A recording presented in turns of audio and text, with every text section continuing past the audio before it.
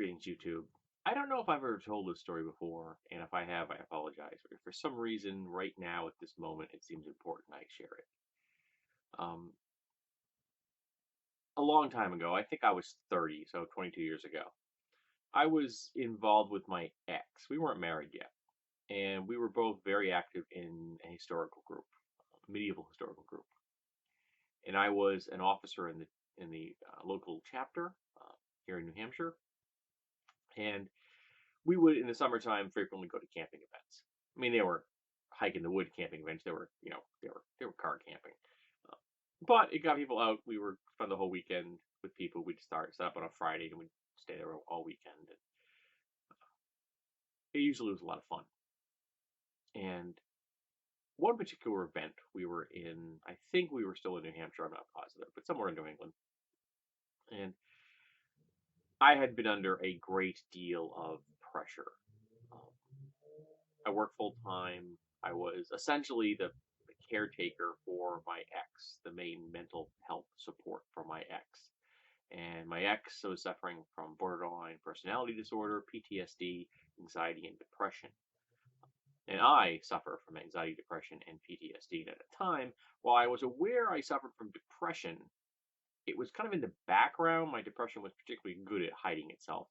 And I wasn't even aware that I was suffering from anxiety and PTSD. So I wasn't dealing with my mental health all that well. And all of these things combined had kind of put the screws to me psychically, mentally, emotionally. And this one particular weekend, we were at this event, and it was kind of a dreary weekend. Uh, it was a pretty nice camping site, actually. I quite enjoyed the location. And it was that a drop at a time, and you can wear a hole through a mountain.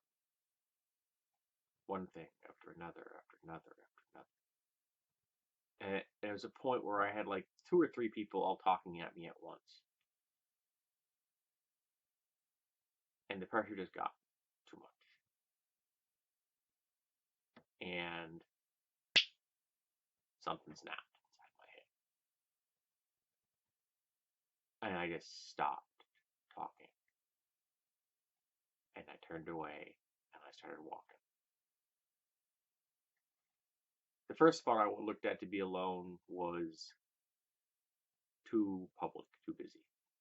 But then I noticed a field that sloped up into some woods. I'm thinking, okay, no one's going up there. That field's not useful for us at the moment for anything. And no one's going to bother me. So I start walking up the field. I go into the woods. I find a rock. And I sit down. By this point, it's starting to rain.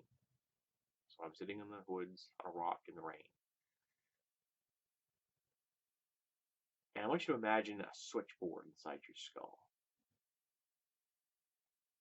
And someone's in there going and just shutting everything off. And I just started to go catatonic. Now, if I continued that route, I don't know what happened. I don't know what would have happened. I don't know how deep I would have gone. But I had been overloaded. And everything was just shutting down. But while this was going on, a little voice in my head spoke up. Now, I imagine most of us have a little voice in our head that takes care of the pragmatic day-to-day life things. If you're healthy, it's just you. If you're not healthy, like I wasn't at the time, uh, that voice could be the only thing that keeps you alive, the only thing that keeps you from pulling the trigger. And I mean that literally. The only thing that keeps you going. And this pragmatic part of my voice went into full panic mode because it understood what was going on. And it's screaming inside my skull as I'm shutting down. And as it gets quieter and quieter inside my head, because there's just nothing left anymore other than me and that voice, I listened to it intently. And then I looked at the situation. Here's a voice screaming at me to function, to get up and go. I'm sitting in a rock in the rain, going catatonic.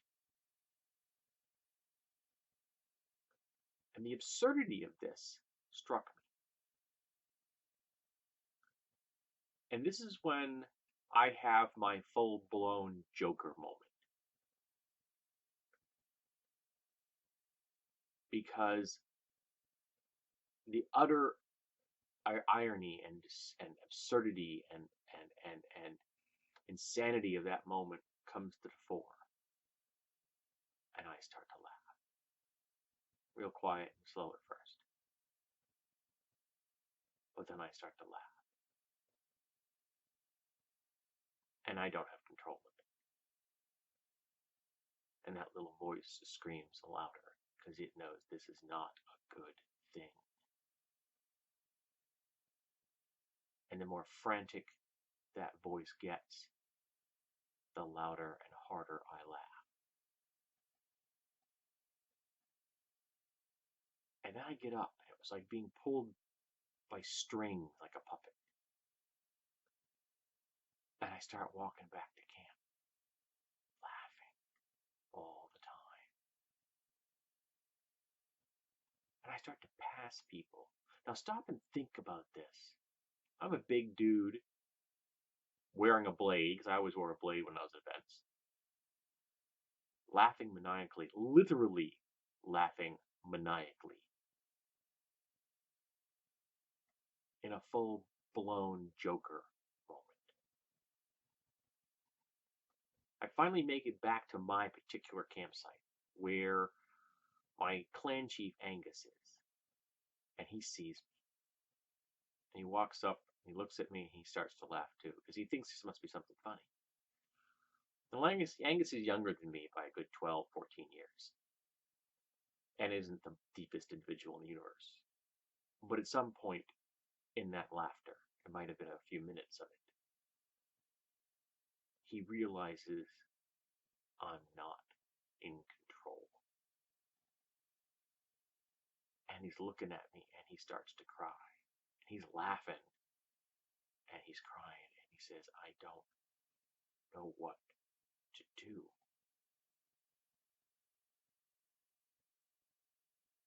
And I look over his shoulder, and there's my ex. And they look at me, and there's utter horror on their face. Because they know something is very, very wrong.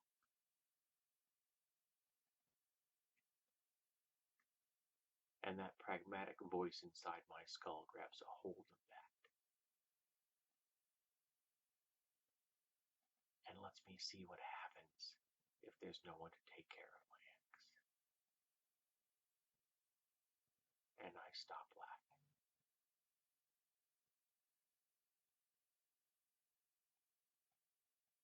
And I rush towards my ex, and I give them a hug, and I'm crying now, and they're crying.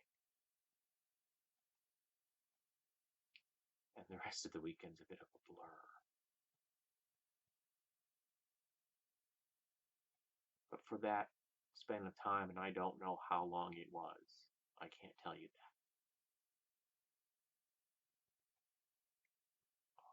The sun moved, I know that.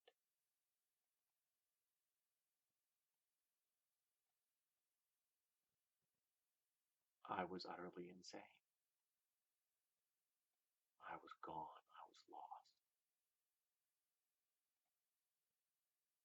And that was my mental low point, I think, when it comes to a single event. I didn't really understand the full depths of depression though until I bought this place. The stress of buying this place pushed me deeper than anything I ever had. Well, I hope. But that was the day I really went insane. That was the day when I understood the Joker in a way that I never wanted to, and I hope you never do either. And for some reason, I felt the need to tell